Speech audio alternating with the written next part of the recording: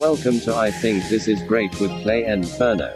Today we are speaking with Tobias from Portland's Softkill and R.I.P City. Let's get into the conversation. Please leave a review on iTunes as Season 2 kicks off. Well, I'm just gonna get into it. What do you think? Sound good? Hello.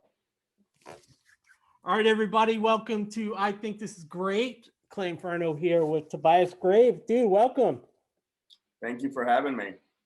Thanks so much. It's been a while since we've chatted, and I think the last time I saw call it at merch, but you were like still doing shit over at Great Scott was the last show I think I saw you guys play. Yeah, that would have been 2018. That was a great show. That was that place is gone. I don't know if you heard that, but they raised a bunch of money and they're going to open up a new one. Amazing. That was what's interesting is, I mean, I left like the New England area, I guess it would have been around like 17, 18 years old. And I would come back intermittently, but I never went to like Great Scott.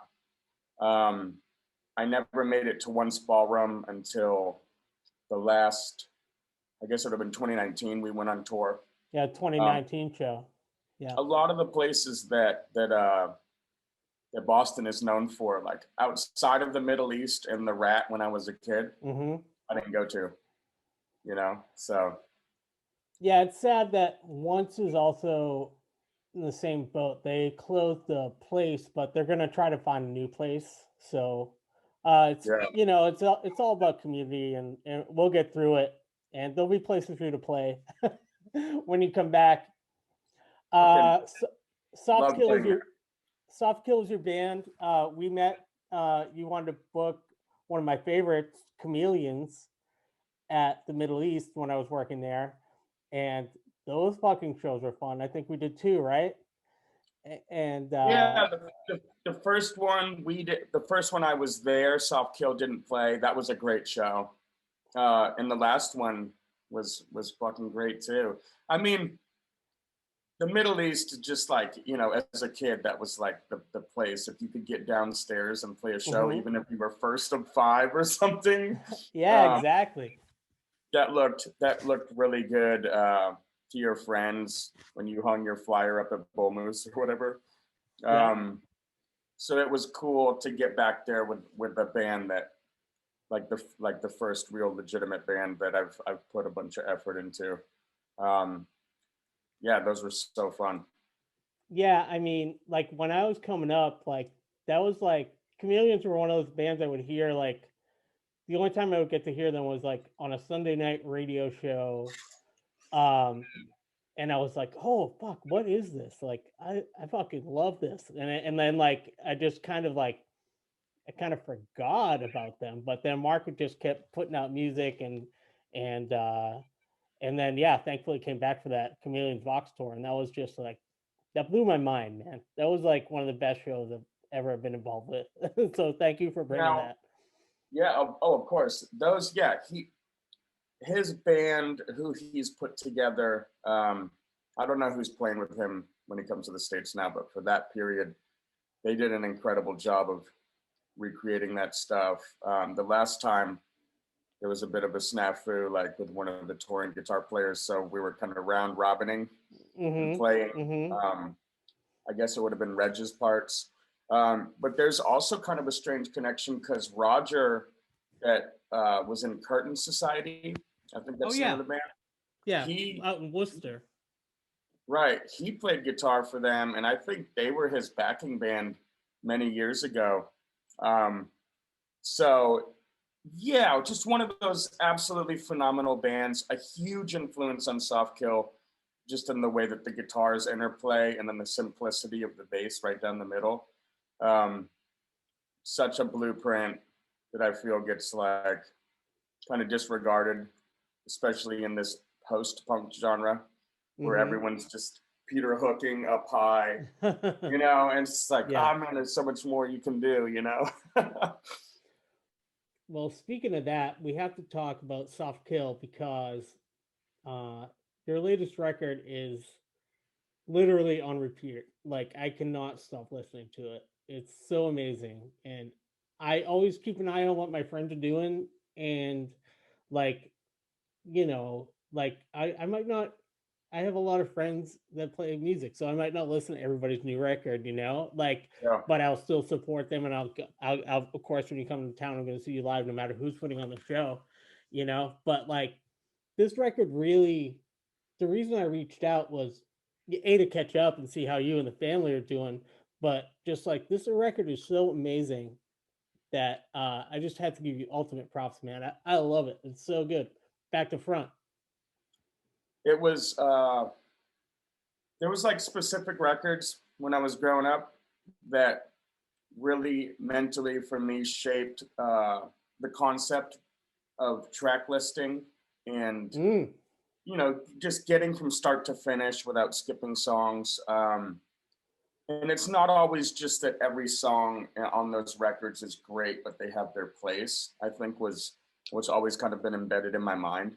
Yeah, So thinking of it as an album, even right. though we are in a single-based music economy where you can drop 100%. a single, but a band like yours can do. Well, I want to get into like record labels and your art and stuff like that, but you can put out a 7-inch and have a single, Yeah. just like you would have done maybe like old school record industry style, and not just drop it on SoundCloud or whatever, Right. And I understand the streaming side and embrace it due to like the business aspect of living off of the band. So I don't completely reject. I'm not like full bore old school in the mentality that like I'm disregarding the future and only second, which I respect when people do that. But I feel like there's a way to be celebratory of everything that made sense to me as like a young like punk kid in New England, and how how 7 inches came out, as you were saying, and but also like understand how to market a band in like this modern era where a lot of people don't buy records. And that playlisting is like the big promotional thing. But this was the first album where I was demoing material and then listening to this track list of demos and then going, that song's going away, put it back with this one. And it was literally down to the wire of like 2 weeks before we went down there, maybe even less than that, that I took like 3 or 4 of the songs. And Conrad had written a riff or put together this like a skeleton of this song, Oil Burner. And I was like, we gotta put that on there. And like we finished that. And then maybe there was like 2 others that came in. And it was really just the only time that a lot of time was spent scrutinizing the material till it was like this finished 10-song demo version led us into the studio, which I think played a big part in it. Yeah. So I've never been that type of person. It was just like you write when you have 8 songs, you go do the album. You know what I mean?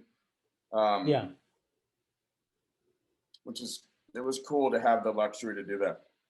And was that a little bit, I read some other interviews just specifically about this record, because the band's been around since 2010, I want to say, or maybe before that, kind of around then. So that's like 10 plus years. Right. So 2010, fall of 2010, we record the first album. It comes out the spring of 2011. But that little period of time, like we probably played 12 shows. 2011 to the end of 2011, I was completely immersed in drugs. I was like living off the grid. I was living off of like stealing from stores and other fucking, totally degenerate criminal activity. I was that pretty stereotypical at this point kind of story of non-functional junkie.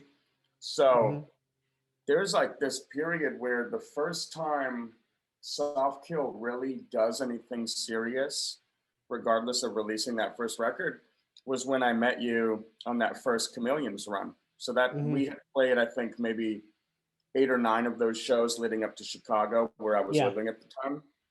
and then I flew out and met up with them. But that was the first real Soft Kill tour. So it's really it's been a band for 10 years. It's also kind of just been a band for 5 or 6 years. Yeah. So that's like, I was hoping we would get to talk about the your sobriety just a little bit, and like, and how it relates to the record, but also, you know, how it makes this different than the last record, and that you you know, you're doing different stuff like with your life now. But what actually came out of this was like a really great record, in my opinion, that could only have come from all of the other experience, you know? True. It's the record itself I've had a hard time like finding the exact word, because like it's a eulogy in a weird way. It's a celebration. It's just a record about a ton of people that I can't share my sobriety with, for, you know, due to the fact that they didn't survive. And Portland is sometimes I look at it as it's a big part of my story. It's also a blip, due to if you know you've struggled with addiction or have gotten into recovery, you realize like how kind of one-dimensional and short-sighted your world really is. Very self-absorbed. So it's like this big piece at times, but also like, what did I accomplish in that time? But I met all of these remarkable people, a lot of whom were incredibly talented artists, and they fucking died, you know? And I struggled with survivor's guilt for a very long time, definitely having done so much stuff that I wasn't proud of, and destroying relationships and friendships over and over again. I was kind of felt like I was being punished because I didn't know that there could be a life outside of drug use. So I'm like, I know. Great, I get to live through this, and like I've got to feel this pain every day. Like, thank you so much. Like, just again, very self-absorbed. And this was the first album where I was clean, you know, and it was reflective, and there was closure that came from it, and there was honesty and transparency. Nothing is buried in, I think, metaphor. It's just really visceral in that sense, like what was trying to be conveyed. And God, dude, I was really the one that, like, just based off the bands that I grew up loving, was like, bands don't make the good records clean. You know what I'm saying? Like you got to get like just totally fucking gacked out and like make a Spaceman 3 record, and that's the only way. And it turns out that's not fucking true necessarily at all. Yeah, it's kind of like it really should be like take it or leave it. I mean, it really should be like the art should come out of wherever you're coming from, regardless of whether you're using or not, or you're drinking or not, or you're slipping or not, or you're this or that or not. Like, I really was feeling, because I'm really a lyric guy, because when I sang in my band and I never played guitar. I have much respect for people that can play guitar and write and sing and play at the same time. That's one thing, but I'm like a lyric guy, and I focused on all the lyrics of this record in such a way that I did feel, to repeat what you're saying, a celebration of life and a celebration of loss, which is like really it has to do with sobriety, sure, but like just in life, it's really important to think about the bad times and the sad times and your friends, and that you miss them.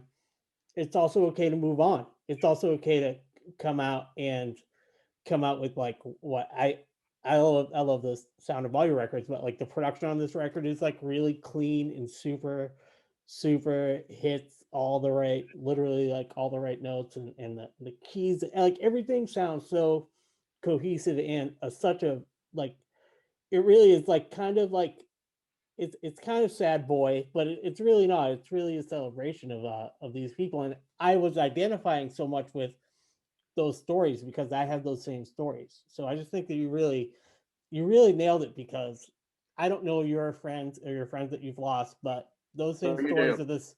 But I do, because, and I have to use this excuse and ask you about the song. Uh, that's I think it's Inverness. Yeah. Um, one of the things that scares me most about my drinking and my crazy fun time I had in 2004 and 2005, I was having a blast. You know what I mean? Absolutely. But but um but I was on the roof of I was dating this girl, and she was totally like a rock star kind of chick, like ripped, like, Motley Crue t-shirts, and like super hot, and like, she's just like a rock and roll chick. We go to Yeah. fucking Lucky Dog in Worcester to see Dizzy Reed play, like rock and roll. And we were like at a just like a cake party or something. And then I was so drunk that I like was pissing off the roof, and literally like a feather could have made me like fall off the roof, and I could have just seen the ground come up at me. Yeah. And I heard behind me, or maybe she told me the next day, that her friend was like grabbed her and was like, "Oh my god, Clay is so close to the edge of the roof." But also, like, we shouldn't say anything. We shouldn't, because if we say something, we might startle him.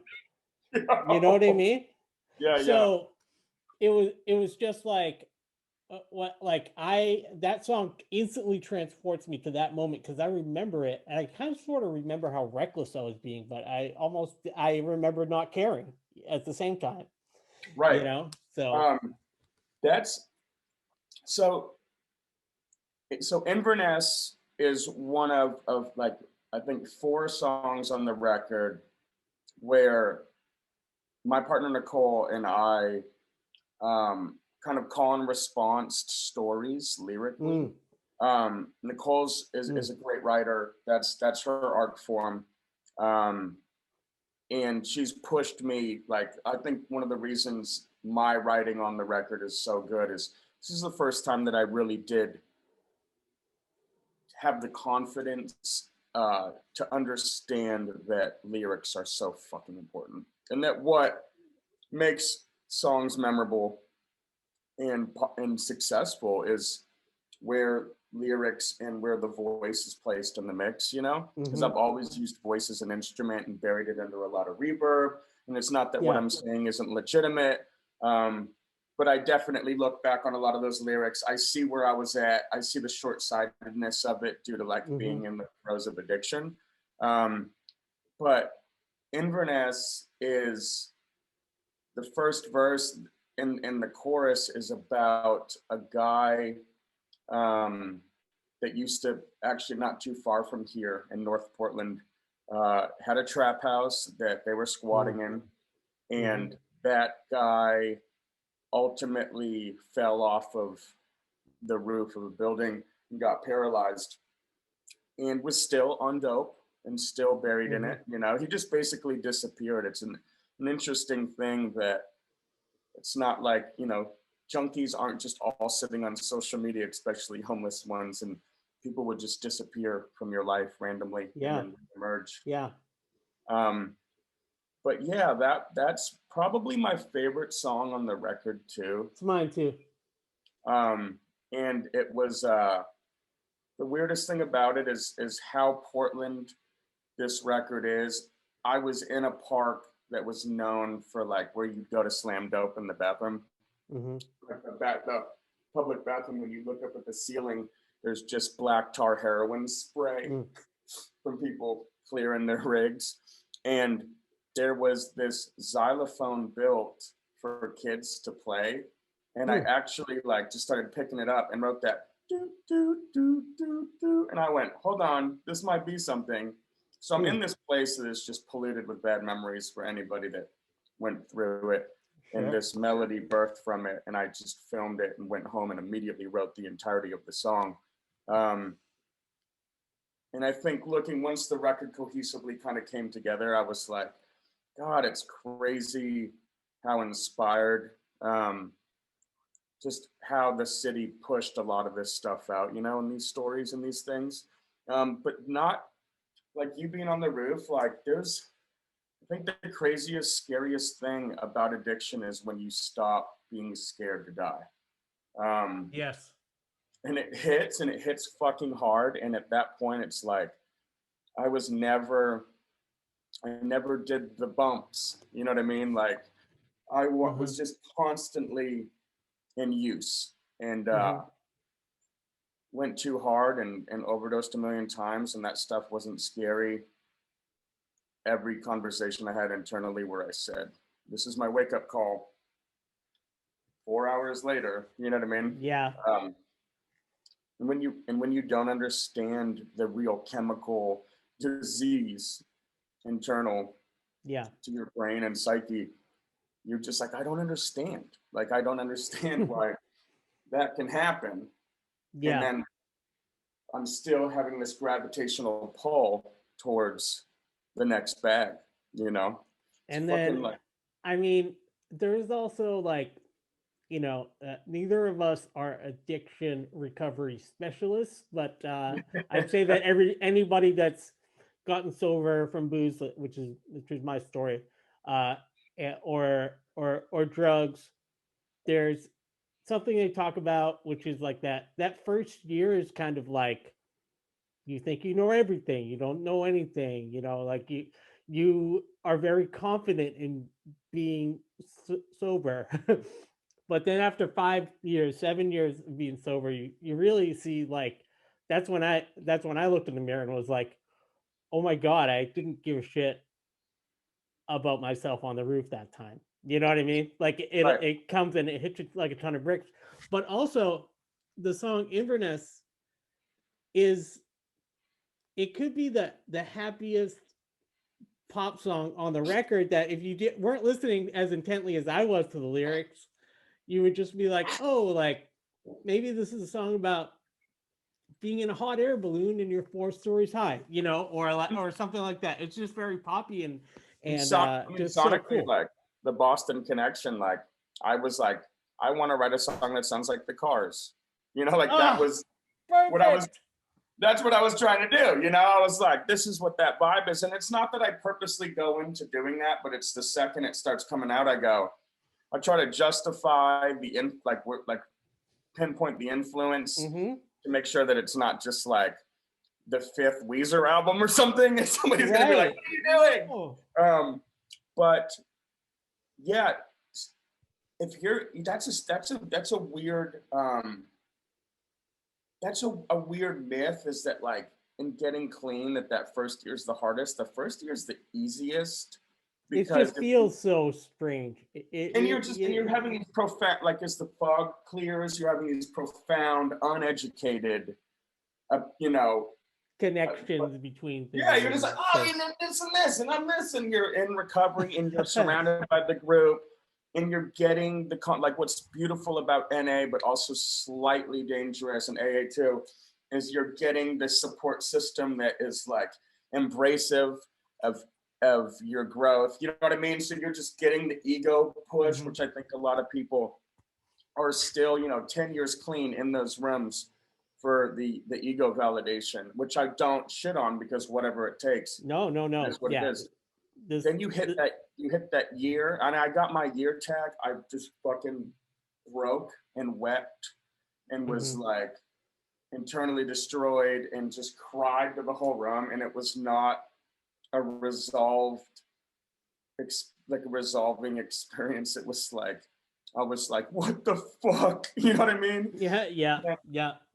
And it starts to be that, you know, it was just continuing to go forward. And I think the problem for me, it's not that, like, do I want to go smoke crack right now? Like, absolutely. I will, for the rest of my life, want to go do drugs. I totally understand the ceiling of the high. I totally understand what I'm getting, and that it's not going to be this portal to something I haven't experienced before, which I believed for many, many years, that there was some bottle or bag or way to do it that was going to open the next level of really hell, but like of pleasure and joy and escape. But for me, it's been deprogramming my life toward the amount of things that were enjoyable and natural in my day-to-day that I associated hand in hand with any aspect of drugs. Like listening to rap music, I want to be breaking down the blunt to roll up a blunt. Like that's just the thing I always struggle with, where I'm like, I listen to a lot of rap and like it's like I'm in my zone, you know, and I put my seat back and I'm riding around my little Mazda 5, and then I'm just like, bro, snap the fuck out of it. Like you can go by 30 weed stores, and I'm like, I'm supposed to just, you know, roll up a 0.5 right now. And then, you know, other things too, just like, it was such a part of my identity. And I think that's what's crazy is that record, you know, it's just like all those people, like, I guess it was really hard for me that some of these people that I love and care about so much, that they didn't get a chance to even reflect on what I'm reflecting on, even when it's terrible, like even when I'm just like, fuck, you know, the record doing well, living off of music, things that were milestones, that were accomplishments that I always wanted since I was a child but never expected to get, are incredibly tainted by a lot of guilt that I have for just like my trajectory in life, but also who just like, who do I celebrate that with? And in reality, and the short answer is I celebrate that with people like you, people like Nicole, people in my circle that are going through the same stuff. Right. Our new bass player, Sean,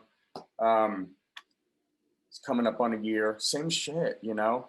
Those. Yeah, so good. I'm not like the super NA guy in the end. I don't only hang out with NA people. But I know my place and I know when I have to leave. And of course, COVID's been a little easier because like none of us do anything. So I don't have to like, I gotta leave the party. Yeah, that actually is a thing. Did you record this in 2020? When did you record? The record was recorded. We went on tour in September, October of 2019. Came home. We had not rehearsed any of these songs outside of Wanting War and Pretty Face and Roses. We had played live. We've been actually playing Wanting War and Pretty Face pretty much obsessively. And I've always been a fan of that, like the premiering of the new material live.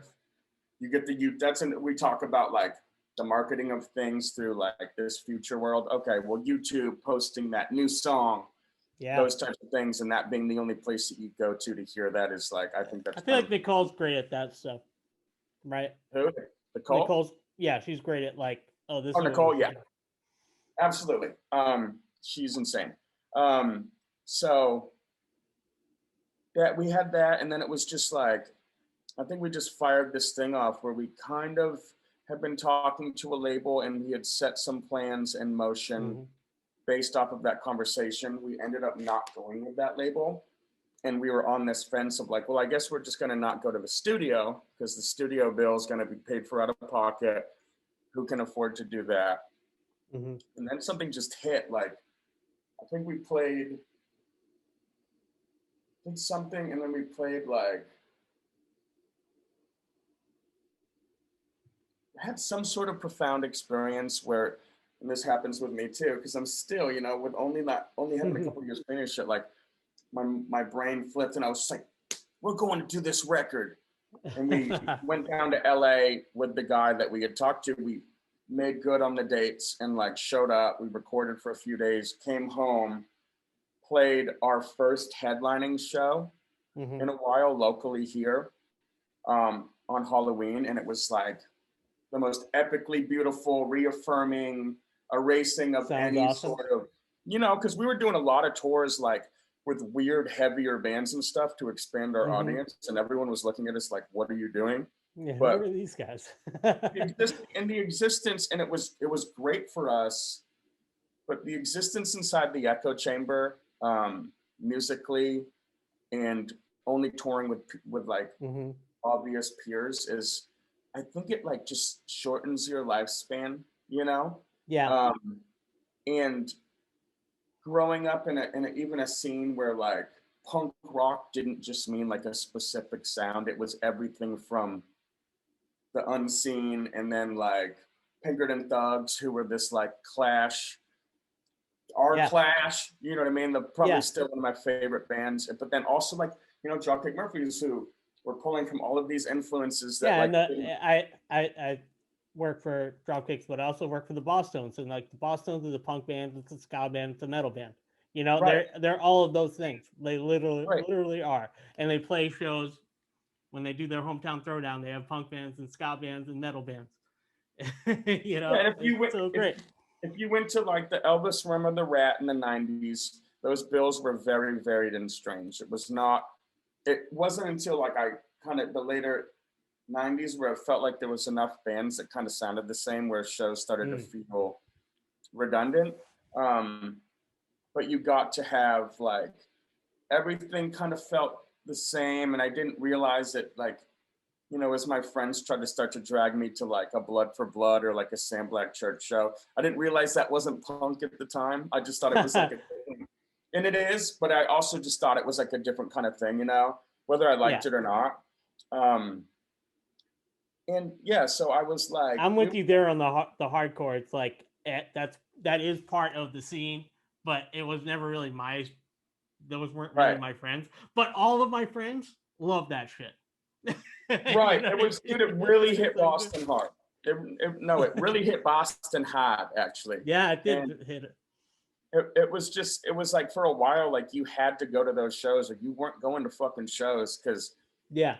this like that period where it was Pinkerton Thug, Showcase, Showdown, Unseen, a Global Threat when they moved from Maine, and you know the Statistics and the Vigilantes and all these like, and then I think Mortar Blast. Like there was this whole wave where I was like, this is growing and it's getting bigger, and then all of a sudden it was like its own little niche aside.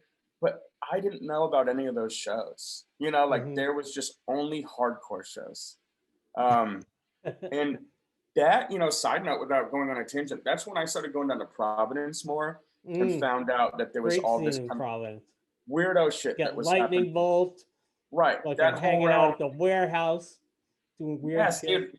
there was all these like, you know, Fort Thunder and fucking Munch House and Dirt Palace and stuff. Like those places offered another experience to me, because not only did they feel terrifying and as terrifying and alienating as the Rat first did, you know, Yeah, I mean but Fort like, Thunder, that's the whole thing, man. right, but you're also like, yo, you can just do anything. Like you Yeah. really can go and do absolutely anything.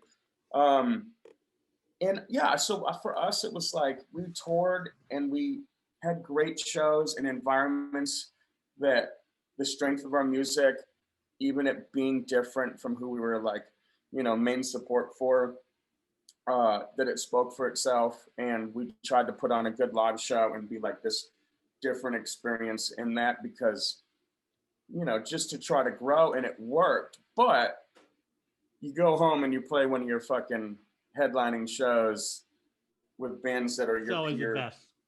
Yeah. It's the best, and it was crazy. And so we after that show went back down to LA and did like 11 days straight. And Dave Trimfio, who produced the album's home studio, so we went from his actual studio to his home studio to do all the guitar overdubs, vocals, synths. And that session was just me and Conrad, our guitar player. It was grueling and it was insane and it was unorthodox. But when we were finished, we just like, I remember crying hearing the record and just being like, God, like, how do we make this? Like, what is this? You know, like this is above and beyond. And then we sat on it. Dude, we talked to a lot of labels. We went through like, there was big indies that were down to put the record out. All of them, it hit right at COVID though. We played like a show. We played one of She Wants Revenge, played one of their last shows ever right before they broke the Roxy. We came down. It was like sold out show. It was great. We're like, we're about to have the biggest year of our fucking life. And then COVID, like, well, I was reading the press release that came out because alternative artist #1 Billboard, new artist album #7, just rocketed up all the charts on Billboard in 2020. And I imagine you had a tour planned, but you didn't tour. But man, the Billboard really, people liked it. We self-released the record. We ended up all the labels that we spoke to said, yeah, what about like 2021? And you know, being a junkie and like instant gratification person, I'm sitting on a record from November that was finished in November 2019. And then there was the period of mastering it, and we had it mastered by Howie Weinberg, who did like combat rock and disintegration. You know, like he had these credentials, and that was real exciting for about 2 weeks till it was done, and then it sounded great again, but it was like, okay, well, like who's fucking putting this out when we're putting it out? And when we made the decision to basically tell labels, yo, talk to us next year. We'll have another record, I'm sure. Let's self-release. That was like making that self-investment period the most terrifying moment. The money going out with the no promise of it coming back in. And then the response, the record sold out in seconds when we went up for the first, the pre-order, like we pressed what we thought was enough to go the entire from first single to album release. And they were all gone in minutes. And then we were like, fuck, like, this is exciting, but like, what, you know? And then we did a pre-order a week later for the second press. We sold a bunch of those. We made more money than we've ever made doing anything. We took ownership. We took on a lot more work, but I think like growing up with like working class parents who, like, my mom was district supervisor and delivery driver for the Boston Globe in the Seacoast, New Hampshire area the entirety of my youth. My mom got up and went to work at 2 a.m. every morning. I'm not saying that work ethic was instilled in me. I was a little. It was though. You know what I'm saying though? Like it didn't manifest itself in the same way where I was like, I need to go get a job at Tyco when I turn 18. I was like, I was inspired to do stuff different. I went into the pool of drugs the whole time. Every time I put time and effort into projects that were inspiring to me, my addiction caught up to me every time. And I fucked shit off again and again. But I understand and believe at this time that you've got to put in those 70-hour weeks to get results, no matter what you do. The concept of artists always being like, I just want Spotify to pay me $100 a stream and then I don't have to do it. It's just not realistic, you know? Well, you've been putting out your own records like for a while now. So, like you're a band that likes to press a 7-inch and likes to populate the market, and your fans appreciate that, I'm sure. And you also have a particular art style. I have to actually, what's the photo on the cover of the record? Okay, so that photo is, and I love how it ties into the overall record, because the record is about nobody on the record that's spoken about outside of the guy in the wheelchair that falls off the roof, who, for all intents and purposes, is dead right now. Who knows? Those are the only two people that survived, are the people on the cover. And those are two of Nicole's close friends. She grew up in Eugene, Oregon. And they were part of like the crew of teenage kids that were coming up to Portland for raves, which Oregon had a huge rave scene. I'm sure everybody everywhere had its own little pocket, but Portland and Eugene had a lot of raves. And they're at a rave. I mean, you see these kids and it's such a flashback to that era. Oh my God. Yeah, I mean, I was there. I was asking them for K. Like, Exactly. I know those kids. Right, and I know Nicole's story was like older guys would take them to raves because girls wouldn't get searched, and they'd have 200 pills in their bra, you know, and then get them in and they get it out. Those dudes would make a bunch of money. The girls would get free drugs. They'd dance. They'd hang out. But it's just really that photo is like, there's all this fucking angst and fake confidence right at that cusp of actually falling into, you know, the void of addiction and stuff like that, which is part of those girls' stories. It's just like, it felt to me like it captured that moment right at the cusp of that really beautifully. It could have been like a picture of any of my friends that the record is about, right?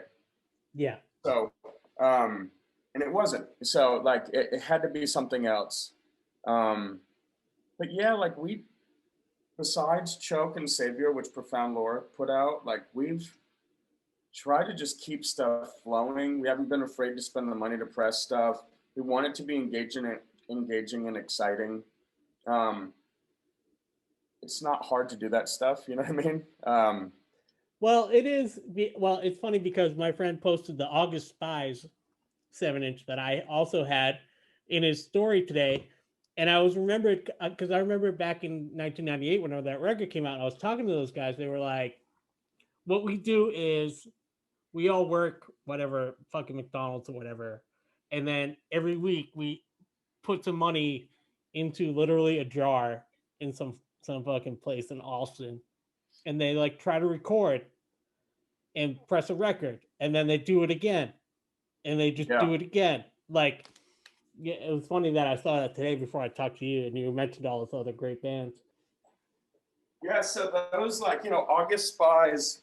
First of all, when I was a kid, I thought the only way you could put out a record is you had to get Bill Toxic to like agree to put it out on Right. I remember like being at shows and him being there, and I was just like. And what's interesting about that person, I've read a lot of crazy stuff on the internet about him recently. I think he was going through some struggles with people, but that band played the same set every single show for like 5 years. Oh yeah. It was kind of impressive, you know what I mean? Yeah. They were just like, this is what you get. You know what I mean? Like the real kids did the same thing too. Yeah, see, August Spies, in our town, it was Bruisers, 13 Tons of Napalm. You know, we obviously had the Queers and stuff like that too. That was not as much my world. I loved the Bruisers. That was my first Elvis from show. 13 Tons, though, was like our band. And I think they did a split with the August Spies, if I remember correctly. But yeah, those bands, like, there was just, everybody had a record. Like, we'd go to Rock Bottom Records in Portsmouth, and it would be like every band that I had heard of or seen on the little billings, it would be like, they would have a 7-inch there. Yeah. And they're, you know, they would sometimes start, like, the first press would be a photocopied cover. The second press would be like a glued pocket, you know, actual printed sleeve. I just like think maybe being a dreamer that like I always just assumed that it was like a very simple thing to accomplish and follow through with. I didn't ever think about like, you have to get 500 people to buy them. Right. You know, and this was also like in an era where 7-inches were what, $2 to $4 a piece. Yeah. Now they're 10 fucking bucks. They're like probably the most financially irresponsible thing that you can do as a band. But it's like your legacy on Discogs, you know? Right. It's like all this cool shit you can do with that. I'm super inspired by Brian Jonestown Massacre's like discography. I understand bands that put out the one record every 2 to 5 years, that people wait for it. I think also equally inspired by like regional underground rap scenes. The amount of material that comes out for you to actually, if you're not getting these major labels and big managers putting you on the right tours and with the right licensing and publishing and on and on and on, it's fairly unrealistic to think that you're going to generate enough revenue off of one record every 3 years and a subsequent tour to follow to survive. So for us, it's been like constant merchandise, constantly trying to find collaborations to keep us in the mix, but also constantly releasing material to show, to make it interesting for fans and to show them the progression that's taking place. Releasing stuff that is rough around the edges intentionally too. You know, like putting out, before we put out Dead Kids, we put out Premium Drifter, which was 8 demos that didn't make the record.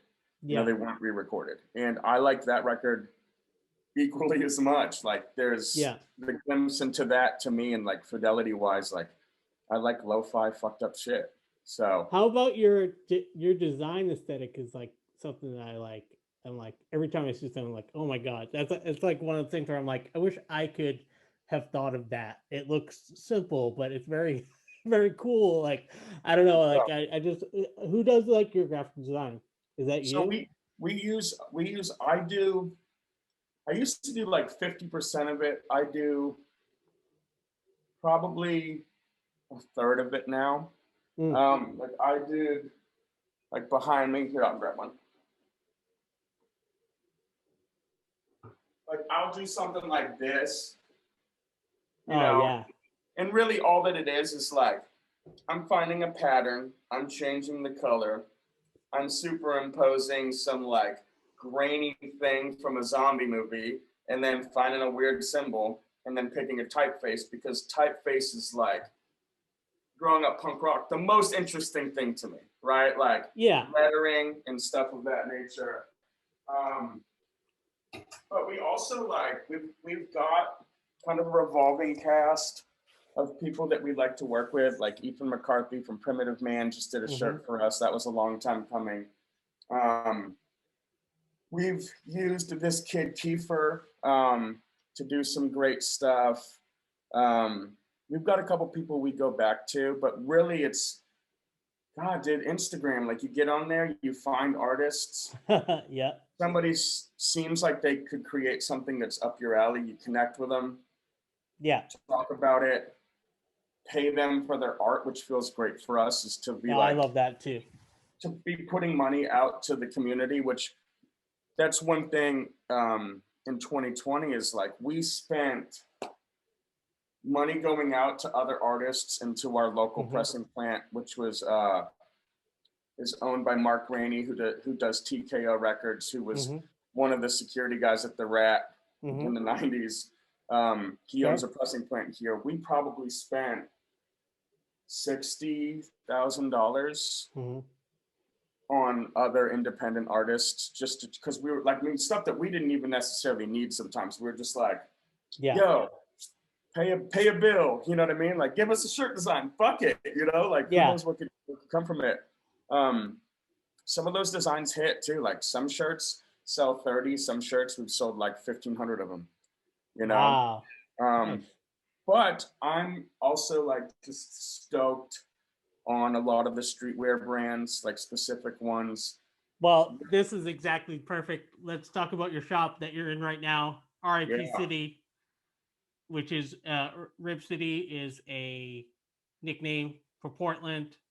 And also it's on the record too. So how did you get into retail, man? How are you doing a lifestyle brand now?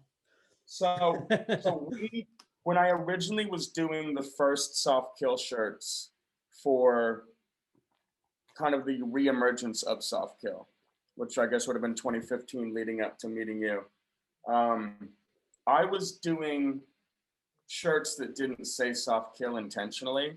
I thought it was, we had this logo and I thought it was cool to have it be mysterious, but also be something that like anybody could wear. And I don't think it was like fully thought out, but that was kind of the skeleton of the idea. Once we started realizing that like, you know, trying to live off of music is really hard. And we would be like, fuck, gotta pay rent this month. They'd be like, we could do a couple t-shirts. And Ooh, and that's where I started getting into like re-exploring the Mm-hmm. flyer art and stuff that I used to do as a kid. Because I used to Mm-hmm. start like bands that didn't exist and make catalogs for my distros, and you know what I mean? Like I was Right. an idea person more than voluntary person, but I always experimented and explored. So we started going full bore with the merch. We started as a band seeking out weirder stuff that we could do, but Mm-hmm. also better quality blanks for t-shirts, Mm-hmm. better quality hoodies. Always got to get the nice shirt, man. Nobody wants a Gildan Exactly. And chafing your nipples all day, you know? right. And you spend, and it's strange because I wore Gildan for years.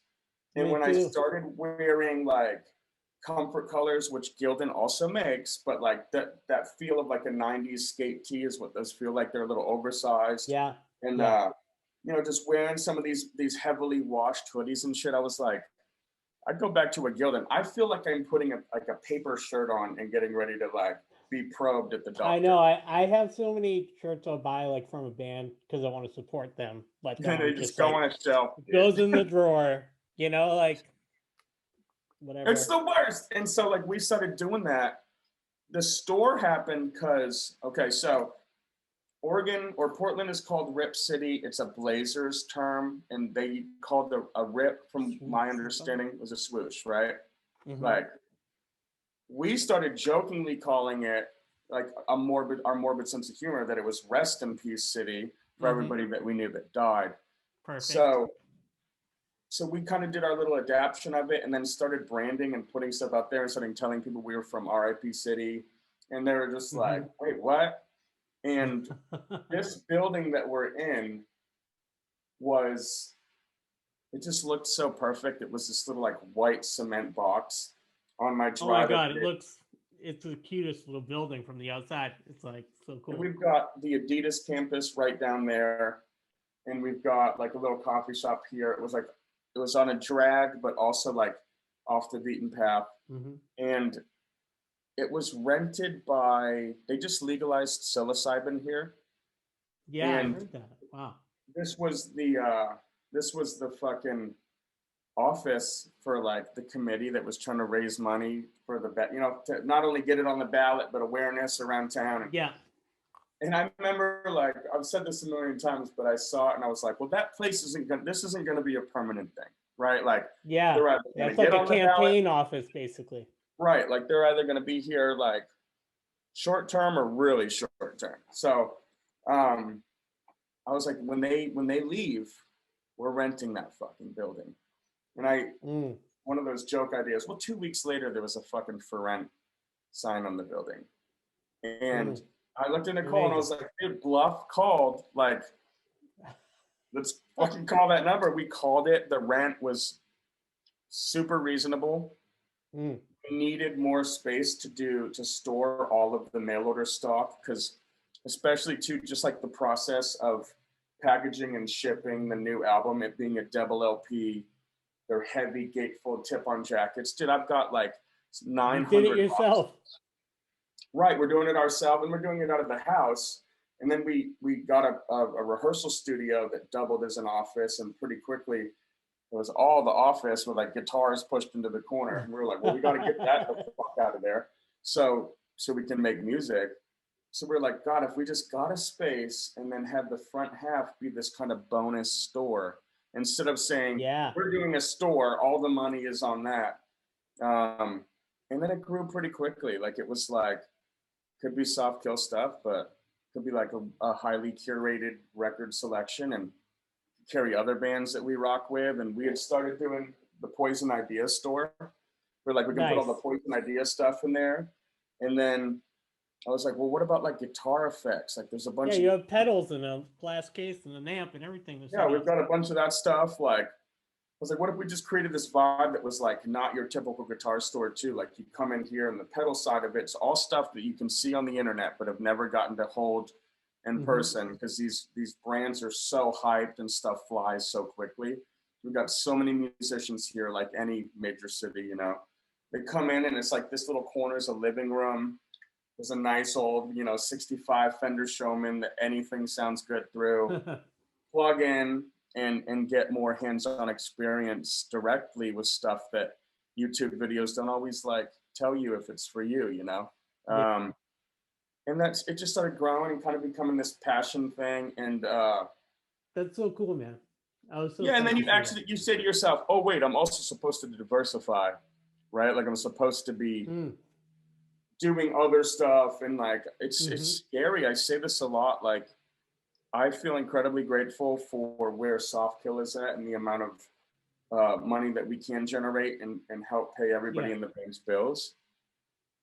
It feels similar to when I sold drugs. There's this like fear of any day you being out of business. Mm-hmm. And part of that's just like how fickle audiences are and how the government clearly doesn't think that this industry is an industry, even though billions of tax dollars are probably paid from tours. Yeah. You know what I mean?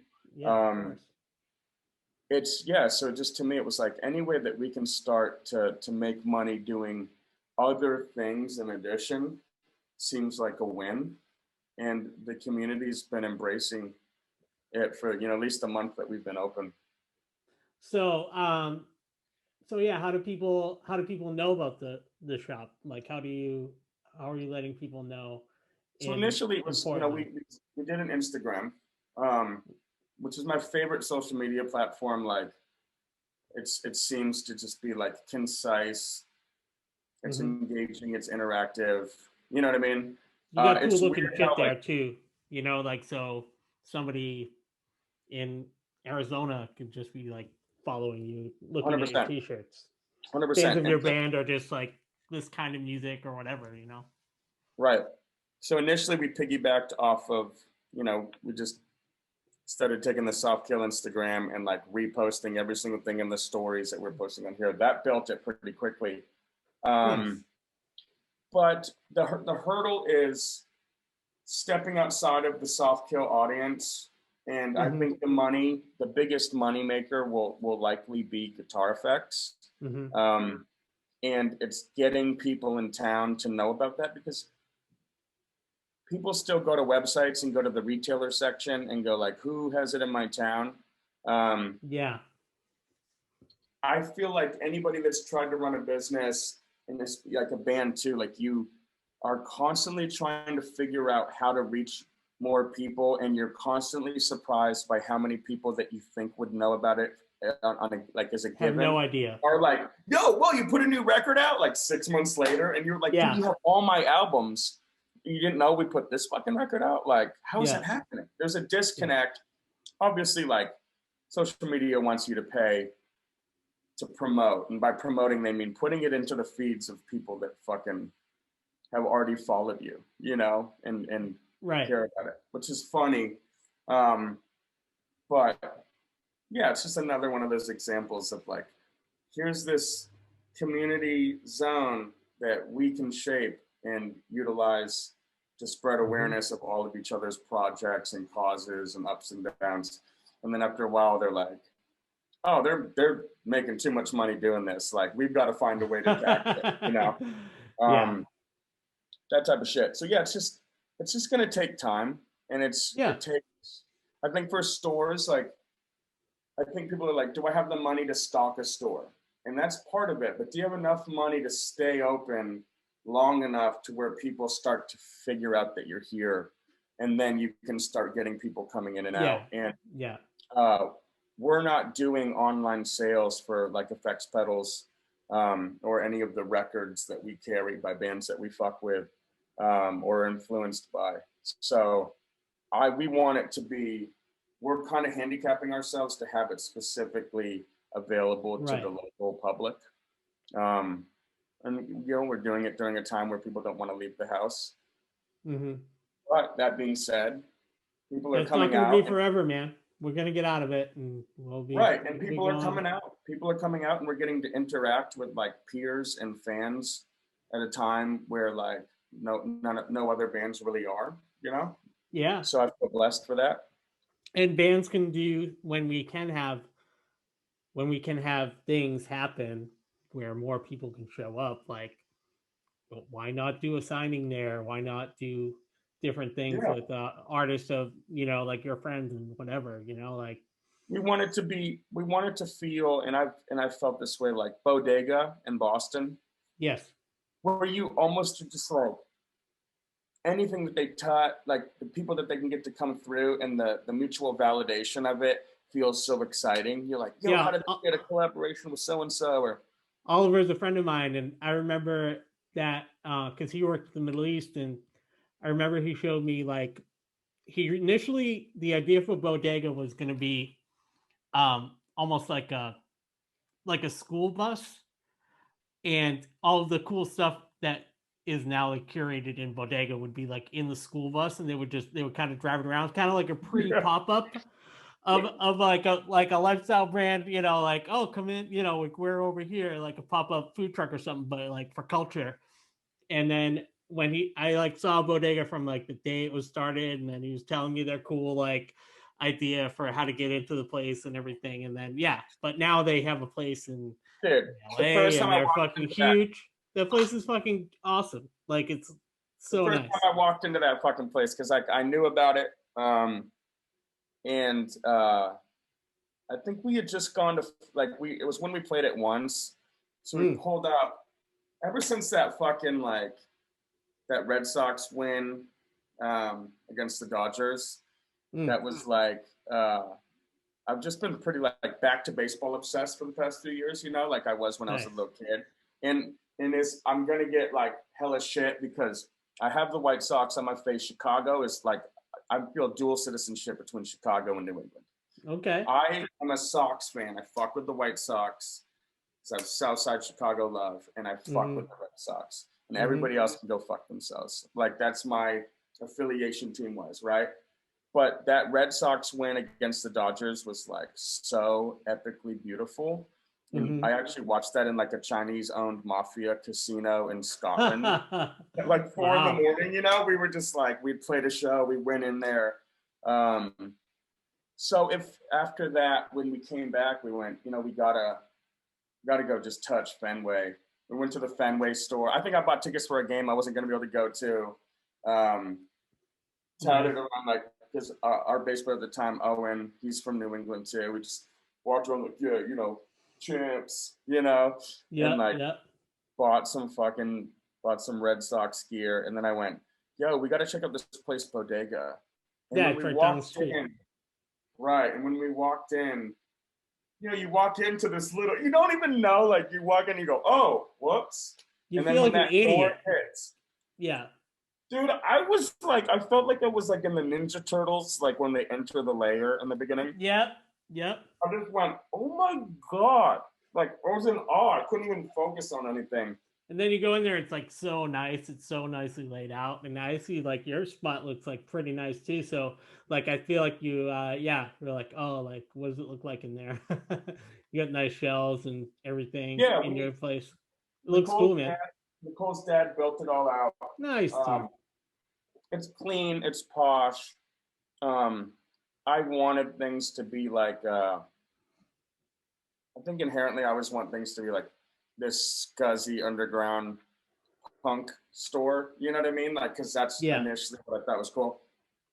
But, you know, laminated wood floors and like muted colors and fucking stylish looking shelving and shit like that. That like cool sign. The sign is cool too. Yeah, this like blooming fake plastic flowers on the styrofoam letters and spray painting them, like having it come in and feel where everything feels like it has its place. No area of it feels dead. There's still room for more stuff, but it's stocked nice and full. Some of those stores, like streetwear stores, especially, I walk in and I go, how's this place open? There's like 9 shoes, 12 t-shirts, you know? But there's just like a dedication to that. And like, I think it can go either way. Like, I think businesses like this can be like, this is how limited the selection is, because this is all the shit that fucking rules. And you're going to believe that too. Yeah. Or, you know, we've got quite a bit of shit. So I think there's like a cut, like you can't go too overboard. but yeah, places like Bodega, they're inspirational. Mhm. And I like, I want to, I always want to be in the fucking mix of things that I Mhm. love. And a cool way to do that is just by supporting brands, by carrying them in a store that is then presented to your local community. It's Um, such a cool like thing, like you said, like you're diversifying, but it's like it's a pivot, it's an additional thing, but it's also complementary to everything you're doing and everything you love and everything you stand for. I mean, you basically run like an art store, you know, a right. store that has art, and whether that art is music or pedals or t-shirts. I mean, it's all the stuff you love, brother. Great. And why that stuff is important without going on like this fucking long whatever. Aesthetics are super important to me, and I've always been as excited to hold the record as to listen Hmm. to it. So I Yeah. feel like I've always been drawn into the tangible aspect of music, of Hmm. like physical format, Hmm. um, which is not an uncommon feeling because like record sales are going through the roof again, right? Yeah, it's Um, the most common. I mean, vinyl is the most purchased music Same. There was a format. period where it didn't feel like that was going to be the case, and I know, but it is. It keeps proving it. I mean, I don't. I have a really shitty turntable situation here, but when my friends come out with records, I always try to buy them digitally at least. But yeah, I love looking at records too, man. I love it. So and good. that love and interest like that kind of adapt. Like that's why I started to love specific sneakers, like specific Nike sneakers and some Adidas stuff and New Balance, and Hmm. liking guitars and gear and going into these other things. Just like there's specific stuff that will. It's not just limited to that. And how could we put that into one building? But it's cool. Like every like punk rocker like wanted to own a store at some point, and so Yeah, sitting like there a and record store or something. Yeah. yeah, and Newbury Comics I would just like, this is the dream, like initially back in the day. I don't know what Newbury's going through change wise. Like when I go in there now, I'm like, this is not in any way, shape, or form what I remember. No. But like the one on the Route 1 Saga strip when I was a Hmm. kid, and then obviously the one on Newbury, those were just like, oh, dude. And My, there was also Alston Beat. Remember that store? That yeah, a was little, like that was like mostly clothing, but that was the lifestyle. yeah. I would go down there and like in Wait, was college that it's like like right next? Is that the place next to Newbury Comics that had like Fred Perry sneakers and Ben Sherman yeah, stuff? and I would Yes. go in there and I was going to raves. So I would go in there every weekend and get a Fresh Jive shirt with like 70s lettering. You know Yes. what I mean? I had my Jenkos on, man. You know, but I was like, I don't know, I was fresh to death back then. I was like That's always that like trying to keep up with everything. that strip having Tower that I guess became Virgin, Hmm. also the Newbury Comics. There was that other downstairs record store, another block down, and Hmm. then um, Mystery Train, I think. right, and then around the corner the Berkeley Daddy's Junkie Music, Oh yeah. and we would get when we came to Boston, like I feel like we'd always land and I'd have to basically run through Boston Common and then start just going down the whole stretch in Newbury to get to the other end of it. You know what I mean? Yeah, it's like And so far. it's feels like 100 miles when you're a kid and all you're trying Yeah. to do is go to the 7-inch section in Newbury Comics. But yeah, those I think from the beginning of time, like the experience of the obtaining of the music was as important to me as the listening to it. Hmm. Um, Especially when you're going back to like Somersworth, New Hampshire, and listening to it with like your two friends, and Yeah. then you walk out into a world that doesn't understand, embrace who you are whatsoever that's around Hmm. you. Hmm. Um, it felt cool to be in an environment that validated your existence even without conversation. You know what I Hmm. mean? Just because like it was in that store for a fucking reason. They thought it was cool. You wanting to buy it means that you're cool, right? And Hmm. and on and on. And of course, any city feels like that to suburb kids. So because that's the weird thing. Like Seacoast, New Hampshire is like a suburb of Boston. It feels that way, Hmm. you know. Hmm. Um, just being in the shadow of that, it was cool to go down there and have that. So I feel like all of that planted a seed to where like eventually a store was going to be part of it, but also just being the band with a store looks great to the world. Oh yeah. They're like, fuck, how are they doing it? And it's like, the short answer is just that like we don't know when to stop. You know, we're insane. Well, speaking of that, I feel like I've taken away too much of your Sunday with you got Dominic at home and everything. You know, we could probably wrap it up now, but I do want to send the best to those guys, and thank you for joining us here, man. I'm really excited for you, and I love the record, as I said, and I can't wait to get out to Portland and visit your store. Yeah, we'll be here, and God, can't wait to get through Boston again. Praying for and thinking about the future of live music there pretty consistently, you know, as we're going through this. Like Boston is a city I think about a lot and go. Yeah. Well, I saw that you had your tour dates for this record booked, right? And then they kind of get. Yeah, we're supposed to play. I want to say we were going to play Sonia. Probably, but that's part of the Middle East, so who knows what's happening with that either. But, yeah, that's it. I mean, there's a whole rabbit hole we can go down with that shit. But yeah, I mean, we'll make it happen, man. We'll be out there soon, safely. Awesome. Yeah, good You're to the talk best, to you. dude. This was so good. I really appreciate it, man. I'll let you know when we post it up. Oh yeah, thanks for having me. Have a good Sunday, man. You too.